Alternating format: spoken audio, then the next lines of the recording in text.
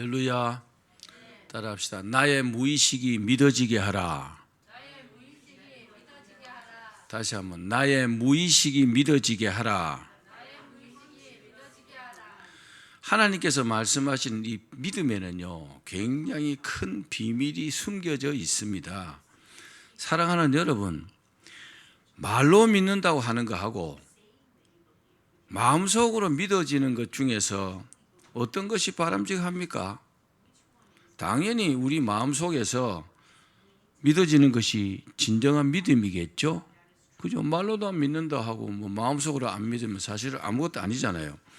그런데 믿는다고 할 때 말로도 믿는다고 해야 되지만 그 말하는 것이 믿어져야 되잖아요. 그렇죠? 말로만 믿는다고 하는 것은 실제로요, 반쪽 믿음도 안 됩니다. 하나님께 인정도 받지 못합니다. 그 바리새인들이 예수님께 아주 험악한 소리를 들었잖아요. 그 이유가 뭐냐 하면은 말로는 믿는다고 하는데 마음으로는 안 믿는 겁니다. 그래서 아주 독사의 자식들아 이런 말도 들었어요. 그렇습니다. 우리에게는 의식과 무의식의 세계가 있습니다. 따라합시다. 의식과 무의식의 세계. 그런데 우리의 의식이 무의식의 세계를 지배하는 것 같은데 사실은 그렇지 않습니다. 의식 세계는 우리가 이랬다 저랬다 할 수 있어요. 우리가 깨어있고 말로 다 이랬다 저랬다 할 수 있잖아요. 그죠? 그런데 무의식의 세계는 자기 자신이 마음대로 할 수 없어요. 이 무의식은 어떻게 생기느냐? 자라면서 생깁니다. 공부하면서 또 환경에 의해서 이렇게 형성이 됩니다. 다시 말씀드리지만 의식 세계가 우리의 무의식의 세계를 지배하는 것 같습니다. 예를 들어 볼게요. 책을 읽을 때 어떤 책을 이렇게 쭉 읽으면 그 책에 감동을 받고 나도 할 수 있어. 그 말은 맞는 말이야. 그렇게 동의를 할 때가 있잖아요. 그죠? 그런데 그렇게 행동하지 못하는 경우가 많습니다. 책을 읽을 때는 감동을 받아 그렇게 하고 싶은데 실제 행동이 그렇게 안 될 때가 많아요. 그 이유가 뭐냐? 자기 자신의 의식이 무의식을 막았기 때문에 그런 겁니다. 이 무의식의 세계를 연구해 보면 정말 놀라운 발견을 할 수가 있습니다. 하나님의 말씀을 들을 때는 아멘 합니다. 근데 실제로 행동으로 옮기지 못하는 이유가 있습니다. 왜 그러냐? 의식으로는 내가 믿는다고 하지만은 자신의 무의식에는요, 아직 믿음이 형성되지 않았기 때문에 그렇습니다. 그렇기 때문에 이 무의식에 하나님이 믿어지는 사람은 그 믿음을요, 하나님께로부터 인정받은 사람이다. 그렇게 말해도 틀리지 않습니다. 여러분, 올림픽에서 금메달을 딴 선수들 중에는요, 자기가 금메달을 따기는 땄는데 자기 열심히 해서 금메달을 땄어요. 그런데요, 어떤 원리로 금메달을 땄는지 잘 모른다고 합니다. 그냥 열심히 해서 금메달을 땄겠지 뭐 이렇게 생각하는 거죠. 그러나 이 무의식 세계의 원리를 딱 알고 나면 비로소 그 원리 때문에 내가 금메달을 땄구나 하고 이해하게 된다는 겁니다. 차이가 많습니다. 모르고 딴 거하고 알고 따는 건 차이가 많은 거죠.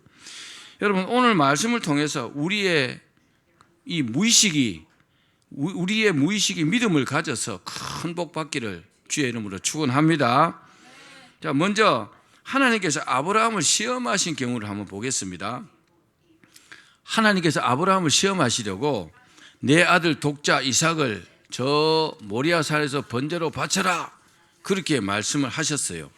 아브라함은요, 이 말씀을 듣고 엄청난 고민을 했을 겁니다. 하나님께서 100년 만에 아들을 주시더니만은 아들을 번제로 바치라고 하시는데 의식적으로는요, 아니 왜 하나님께서 아들을 드리라고 하실까? 진짜로 죽이실까? 이 말씀만은 내가 안 들으면 안 될까? 별 생각을 다 했을 겁니다. 그렇죠? 그러나 아브라함의 무의식에 있는 믿음은 하나님께서 말씀하시면 무조건 나는 순종해야 된다, 그런 확고한 믿음이 자리 잡고 있었습니다. 그렇기 때문에 이삭을 모리아 산으로 데리고 가서 번제로 드릴 수 있었던 것입니다. 이해가시면 아멘. 하나님께서는요, 처음부터 이삭을 죽일 생각이 없었습니다. 그렇기 때문에 순양을요, 숯불에 딱 걸리게, 뿌리 숯불에 걸리게 여기 딱 예비를 해 놓으셨잖아요. 그렇죠? 아브라함은 하나님께서 하신 믿음의 시험에 거뜬히 이렇게 합격을 했습니다. 아브라함의 무의식에 있는 그 확고한 믿음이요, 아브라함의 의식 세계를 확 그렇게 지배한 것입니다. 아브라함은요, 불순종하고 싶어도 아브라함의 의식에 있는 믿음이 확실하기 때문에 그렇게 행동할 수밖에 없었다는 겁니다. 하나님께서 시험에 합격한 아브라함에게 내가 이제야 네가 나를 사랑하는 줄 알겠다 하면서 엄청난 복을 주셨잖아요. 그리고 그 이후에는 하나님께서 다시는 아브라함을요, 시험하지 않았습니다. 이 시험은 아브라함 개인에게 실시한 특별한 시험이었습니다. 따라합시다. 특별한 시험이었다. 예. 다음으로 말씀드릴 것은 우리 모두에게 해당되는 일반적인 축복의 시험입니다. 자, 시험이라는 히브리어 단어는 바한입니다. 바한. 근데 이 바한이라는 단어가 사용된 곳이 많지 않은데 말라기 3장 10절에 사용이 되었습니다. 거기 보니까 온전한 11조를 드리면 복을 쌓을 곳이 없도록 부어주나 아니 부어주나 시험해봐라. 그럴 때 이 바한이라는 단어를 사용했습니다. 아브라함의 시험이 주관식이었습니다. 아브라함의 시험은요, 주관식이었는데 그에 비하면 이 시험에 이 말라기 3장 10절의 시험은 오픈북 형식입니다. 오픈북이 뭡니까? 책을 주고 책 안에 답이 있으니까 답을 다 가르쳐주고 네가 알아서 써라는 거죠. 그런데 쓸 수 있는 사람이 있고 쓸 수 없는 사람이 있습니다. 하나님께서 답을 다 알려주시고 그 답대로 실천하는 사람에게 복을 주겠다는 겁니다. 다 실천할 수 있을 것 같죠? 그런데 그렇지 않잖아요. 이 시험에 합격하는 사람도 그 사람의 무의식에 하나님의 말씀을 믿고 실천하는 믿음이 있는 사람은 100% 순종합니다. 그 사람이요, 이 시험에 합격하고 하나님께 약속하신 복을 쌓을 곳이 없도록 받게 되는 것입니다. 아멘. 책에 아무리 답이 있어도 책장을 넘기지 않고 찾을 수 없고 쓸 수 없다면 합격 못하는 거잖아요.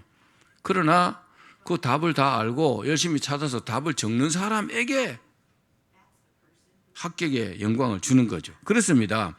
하나님께서 우리를 축복하시기 전에 뭐 하시느냐? 따라 하실래요? 반드시 시험하신다. 복을 주시기 전에, 엄청난 복을 주시기 전에 반드시 우리를 시험하신다는 사실을 알아야 합니다.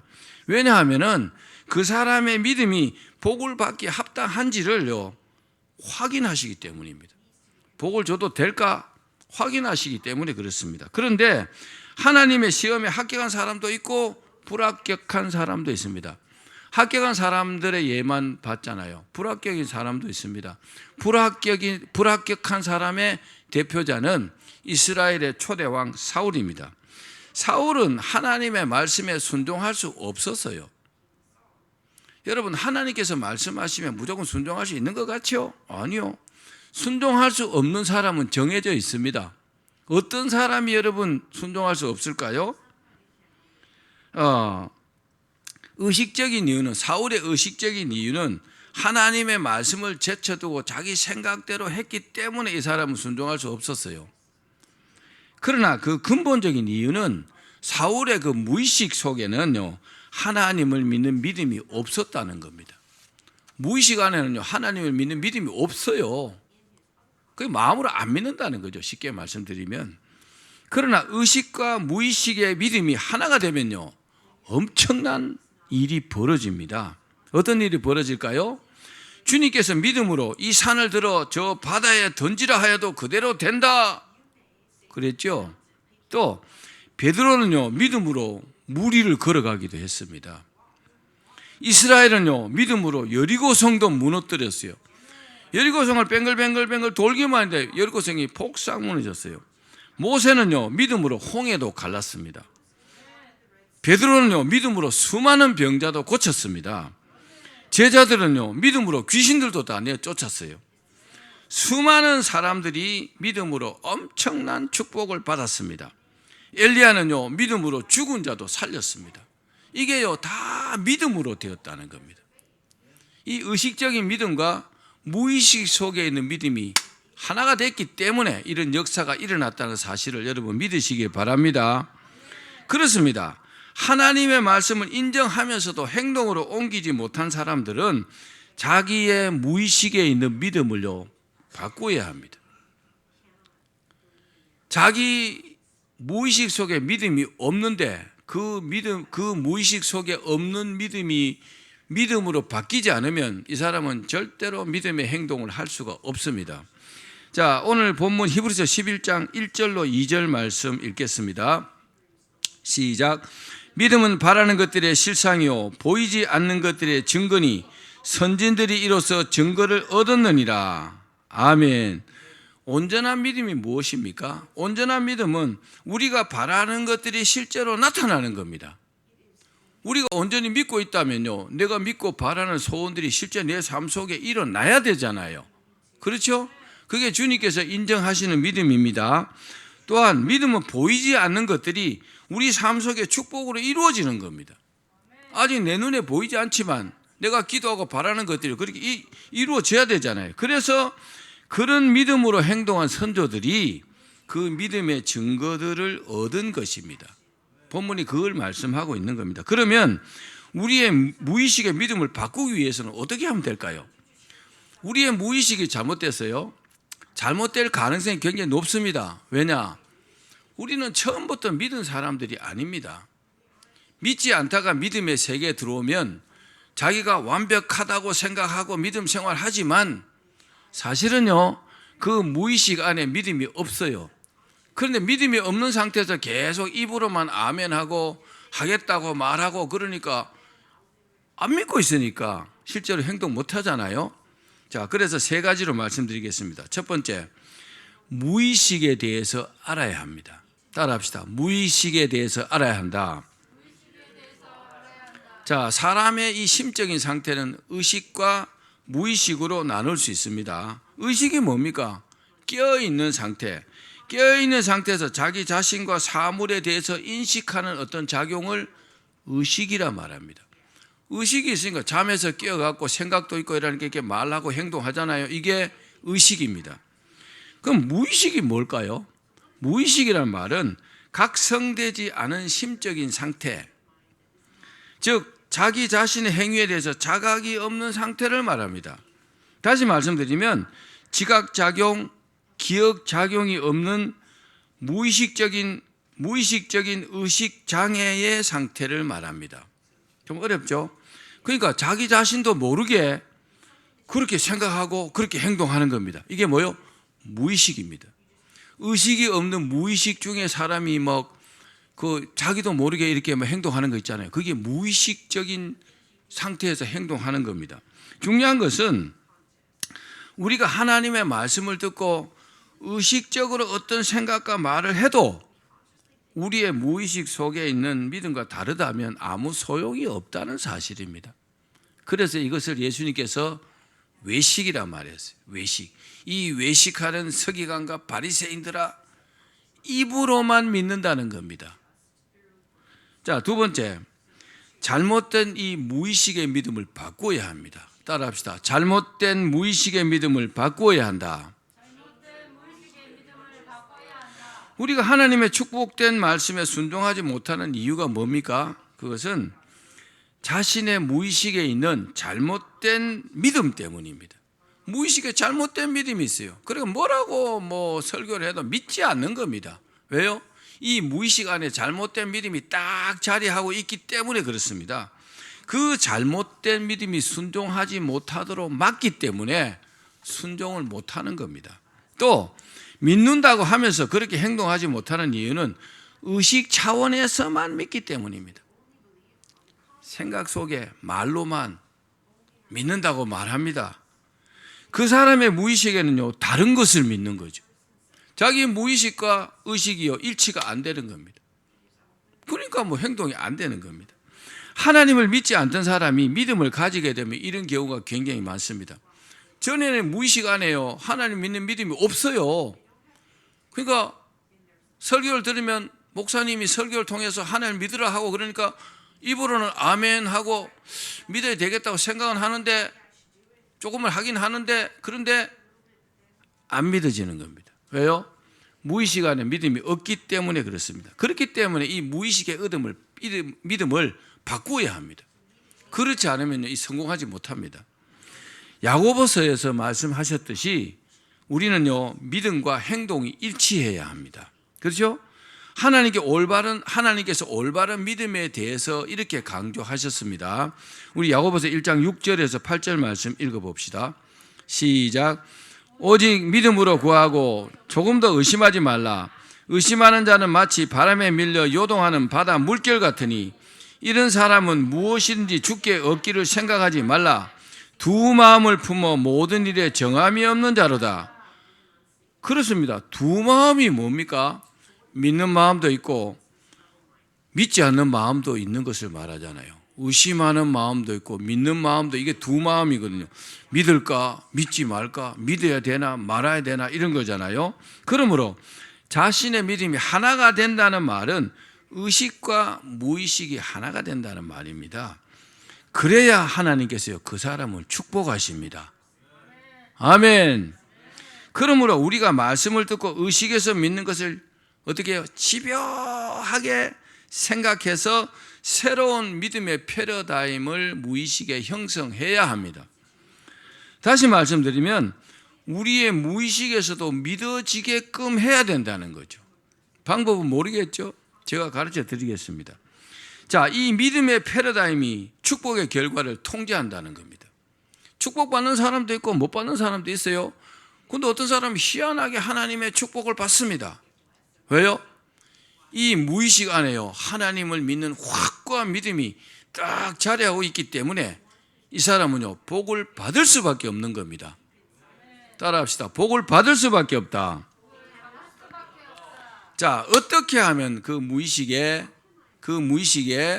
하나님을 믿는 믿음을 확실하게 자리 잡게 할 수 있을까요? 자, 그 방법은 반복적으로 생각하고 말을 하는 겁니다. 따라합시다. 반복적으로 말하고 생각해야 한다. 자, 하나님을 믿지 않던 사람이 믿음의 세계에 들어와서 말씀을 듣고 이렇게 인정을 했을 때 무의식까지도 믿어지기도 합니다. 그런데 대부분은요, 시간이 필요합니다. 그렇기 때문에 그 사람이 말씀을 행동으로 옮기지 못하는 것입니다. 무의식 안에 확실하게 자리 잡지 않았기 때문에 확실하게 믿고 행동으로 안 옮겨진다는 말입니다. 자, 그렇기 때문에 축복받는 인생으로 바뀌려면 어떻게 해야 된다고요? 반드시 이 믿음의 패러다임을 확 바꿔야 돼요. 예를 들면 내 인생은 더 나아질 것이 없다, 그렇게 자기가 믿고 있으면요, 어떻게 되느냐? 나는 성공할 것이라고 생각할 수 없습니다. 그렇죠? 이게 자기 무의식 안에 있어요. 내 인생이 더 나아질 게 뭐가 있어? 안 될 거야. 그러면요, 나는 성공할 것이다 이렇게 생각할 수 없단 말입니다. 이게 굉장히 중요한 내용입니다. 그러나 믿음의 패러다임을 바꾸면 이 모든 것이 바뀌어지기 시작한다는 겁니다. 자, 그러면 이 무의식의 패러다임은 어떻게 형성될까요? 이것은요, 반드시 정보의 반복을 통해서 형성됩니다. 따라합시다. 정보의 반복. 정보의 반복을 통해서요, 이게 무의식이에요. 이게 형성이 되는데, 예를 들면 그 사람의 삶이 늘 같은 결과만 얻게 되면 어떨까요? 이 패러다임으로 고착화되어 버립니다. 그 사람의 삶이 늘 안 좋은 결과를 합시다. 안 좋은 결과가 계속 반복이 되고 그런 결과만 얻게 되면요, 나는 안 되는 사람이야. 이게 뭐요? 무의식에 딱 고착화되어 버린다는 겁니다. 왜 그럴까요? 나는 본래 그러니까 라고 생각하기 때문입니다. 그 생각이 딱 굳어져 버린다는 겁니다. 그러나 이 믿음의 패러다임을 바꾸면요, 모든 것이 바뀌기 시작합니다. 부정적으로 생각하는 사람들이 이렇게 고착화된 사람들이 많아요. 그래서 그걸 바꾸지 않으면요, 그 사람은 소망이 없습니다, 사실은. 자, 돈을 예로 들어 볼게요. 돈을 예로 들면 이 사람은요, 늘 들어오는 돈보다 나가는 돈이 많다고 합시다. 그리고 이게 계속 오래 반복되니까 그것이 당연하다고 생각합니다. 나는 들어온 돈보다 나가는 돈이 더 많아. 그러면요, 그 관념이 딱 고착화되어 버립니다. 돈 조금 들어도 뭐 나가는 돈이 더 많으니까 내 인생이 원래 그런 거지 뭐 하고 무의식에 있잖아요. 이게 고착화되어 버려요.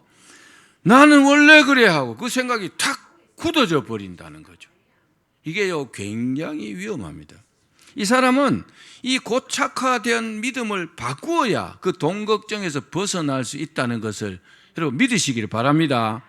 어떻게 하면 바꿀 수 있을까요? 그 방법은요, 생각과 말의 반복을 통해서 훈련하는 것입니다. 이렇게 생각할 수 있습니다. 나는 앞으로 다양한 경로를 통해서 더 많은 돈이 들어올 것이다. 생각할 수 있잖아요. 그러므로 나는 부유하게 된다. 이런 것을 계속 생각하고 말하는 것입니다. 따라합시다. 나는 반드시 부자가 될 것이다. 그렇게 계속 생각하고 말하면요, 그 생각이요, 다 이렇게 고착화 되어 가지고 먼저 빚에 쪼들려 사는 생각에서 딱 벗어나게 됩니다. 생각이 이제 바뀌게 되는 거죠. 그리고 이것을 계속하면요, 부유하게 되는 생각이 딱 고착화되어 버립니다. 무의식 안에요. 아, 내가 세상에 태어나고 내가 이렇게 살고 말아. 너는 반드시 잘 될 사람이야 하고 생각이 싹 바뀌어 버린다는 겁니다. 여러분의 삶이 그렇게 되기를 바랍니다. 이것이 결국 그 사람의 무의식화가 되는 겁니다.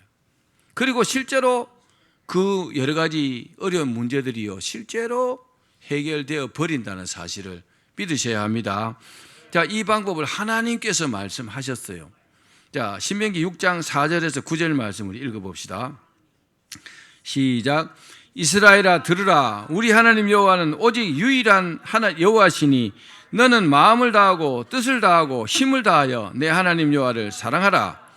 오늘 내가 내게 명하는 이 말씀을 너는 마음에 새기고 내 자녀에게 부지런히 가르치며 집에 앉았을 때든지 길을 갈 때든지 누워 있을 때든지 일어날 때든지 이 말씀을 강론할 것이며 너는 또 그것을 내 손목에 메어 기호를 삼으며 내 미간에 붙여 표로 삼고 또 내 집 문설주와 바깥문에 기록할지니라. 아멘.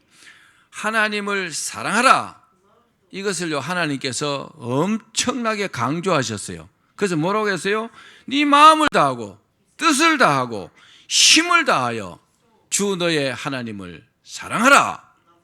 핵심은 뭡니까? 하나님을 사랑하라는 거잖아요. 그렇죠? 이것이 우리의 마음속에 무의식에 완전히 각인이 될 수 있도록 하라. 그래서 뭐라고 하셨어요? 마음에 새기라. 자녀에게 부지런히 가르치고 집에 앉았을 때든지 길을 갈 때든지 누워 있을 때든지 일어날 때든지 이 말씀을 뭐 하라고요? 강론하고. 따라합시다. 강론하고. 이 강론이라는 단어가 핵심 단어입니다. 이 강론이라는 단어가 무슨 말이냐면은 라마드라는 히브리어입니다. 이게 무슨 말이냐? 따라합시다. 훈련시키다. 숙달시키다. 왜 집 문설주에도 붙여놓고 여기도 저기도 막 붙여놓고 일어날 때 이제 누워들 막 하여튼 눈만 뜨면요 그 말씀을 계속 보고 읽고 하라는 겁니까? 훈련하라는 겁니다. 숙달하라는 겁니다. 어떤 말씀을요? 하나님을 사랑하라. 이 말씀을요. 하나님을 사랑하면 어떻게 될까요? 하나님을 사랑하는 그 마음이 내 무의식에 완전히 고착화되면 어떻게 될까요? 하나님을 사랑하게 되겠죠? 그러면 하나님께서 복을 안 주실 수 없다는 겁니다. 하나님께서 복을 주시기 위해서 이렇게 하라는 겁니다. 아멘. 기억하기를 바랍니다.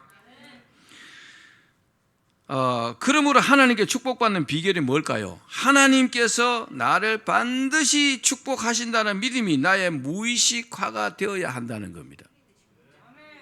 여러분, 하나님께서 반드시 나를 축복하십니다. 우리를 축복하십니다.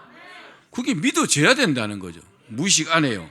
그 방법이 뭡니까? 바로 내가 반드시 너에게 복 주고 복 주며 너를 번성케 하고 번성케 하겠다는 하나님의 말씀을요, 수없이 반복적으로 생각하고 말하는 것입니다. 얼마나 하면 될까요? 하루에 500번 이상 한 6개월쯤 하면은 마음속에 그렇게 확 믿어집니다. 저는 이 사실을 몇 년 전에 깨달았어요. 몇 년 전에 깨닫고 하나님의 말씀, 이 말씀, 내가 반드시 너에게 복 주고 복 주며 너를 번성케 하고 번성케 하겠다는 이 말씀을요, 하루에 수백 번씩 제가요 입으로 이렇게 말하고 또 생각을 했습니다. 수백 번씩 말하고 생각을 했었습니다. 그런데 그렇게 하고 나니까 제 축복에 대한 관념이요 완전히 확 바뀌어 버렸어요. 어떻게 바뀌었느냐? 저는 목사이기 때문에 한때 이렇게 생각한 때가 있습니다. 나는 목사이기 때문에 내가 뭐 돈을 버는 사람도 아니고 나는 가난해도 좋다, 그렇게 생각했는데 이걸 계속 반복해서 말하니까 그 생각이요 싹 바뀌어 버리더라고요. 어떻게 해요? 아니, 내가 하나님의 종이고 하나님의 자녀인데 내가 축복받는 것은 당연하지, 이런 생각으로 바뀌게 되더라고요. 아멘.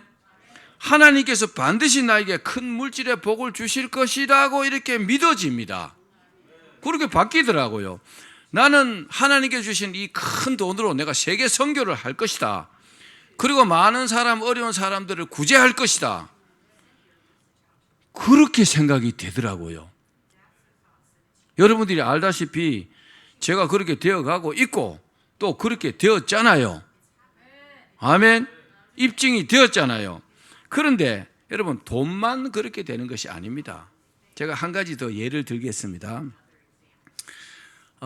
우리나라 제14대 대통령이 김영삼 대통령입니다. 김영삼 대통령은 경남중학교를 나왔습니다. 경남중학교가 부산에 있는 부산중학교, 경남중학교 중에서 최고 좋은 학교입니다. 그 경남중학교에 딱 입학했을 때 책상 앞에다가 어떤 글을 딱 썼어요. 거기다 뭐라고 썼느냐? 대통령 김영삼, 이렇게 딱 크게 붓글씨로 써놓은 겁니다. 책상 앞에 딱 붙여놓고 공부했다고 합니다. 그래, 항상 그 글을 보고 대통령 김영삼, 대통령 김영삼 계속 말하고 계속 머릿속으로 생각하면서 공부했다고 합니다. 자, 그런데 김영삼 대통령은 서울대학교 철학과 나왔습니다. 철학과 나왔고 충영교회 장로님이셨습니다. 그 청와대에서 대통령이요 목사님을 불러다가 예배 드린 사람이, 최초의 사람이 김영삼 대통령입니다. 하여튼 믿음이 좋았는지 안 좋았는지 그건 모르겠는데, 아무튼 그 이후로요 이분은, 김영삼 이분은요, 자신은 대통령이 된다, 그 생각을요 한시도 잊지 않고 살았다고 합니다. 계속 대통령 김영삼 마음속으로 생각하고 입으로 또 그렇게 말하고. 물론 왜 어려움이 없었겠습니까? 대통령이 되기까지 과정에 어려움이 많이 있었죠. 근데 정치적인 핍박을 받았을 때도 정말 유명한 말을 했어요. 우리나라 금융실명제 이런 것도 김영삼 대통령이 한 겁니다. 자, 핍박을 받았을 때 이렇게 말했어요. 당 모가지를 비틀어도 새벽은 오고야 만다. 아주 유명한 말을 했습니다. 그리고요 한시도 잊지 않고 대통령 되기를 기도했고 결국 대한민국 대통령이 되었잖아요. 아멘. 여러분, 이렇게 하면 반드시 됩니다. 자, 아까 올림픽 금메달 이야기했죠. 올림픽 금메달을 따는 사람도 자신이 반드시 올림픽에 나가서 금메달을 딸 것이라고 수없이 생각하고 말하잖아요. 그렇죠? 그리고 그 생각으로 이를 악물고 연습합니다. 그렇기 때문에 금메달을 딴 것은 그 사람의 무의식 속에 뭐가 있느냐? 자신은 당연히 금메달을 딴다는 것이 믿어져 있기 때문에 이 사람이요 금메달 리스트가 되는 겁니다. 원리가 그렇다는 겁니다. 축복받는 것도 마찬가지예요. 축복받는 것도 나는 반드시 내가 축복받는다 이렇게 믿어져 있으면 하나님께서요 그 사람에게 복을 주십니다. 그 사람을 축복된 길로 인도하신다는 것을 믿으셔야 합니다. 말씀을 맺겠습니다. 사랑하는 여러분, 우리가 정말 하나님의 엄청난 축복을 받기를 원하시죠? 그렇게 원하신다면 나의 무의식이 반드시 하나님의 축복의 주인공이 된다는 것을 믿어지도록 하시기를 바랍니다. 그래야 되는 거예요. 이게 축복의 가장 큰 원리입니다. 그 일을 위해서 수없이 반복하여 하나님께서 축복해 주신다는 것을 말하고 생각하기를 바랍니다. 그러면요, 멀지 않은 장래에 확 믿어집니다. 누가 무슨 소리를 해도 나는 하나님의 엄청난 축복의 주인공이 된다는 사실이 무의식 속에 믿어지고, 당연히 믿어지는 그 내용이요, 내 입으로 항상 말하게 되고 머릿속에 항상 생각하게 됩니다. 그런 사람이 복받는 것이 당연하잖아요. 그런 사람을 하나님께서 복을 주십니다. 그렇게 엄청난 축복을 받기를 주의 이름으로 축원합니다.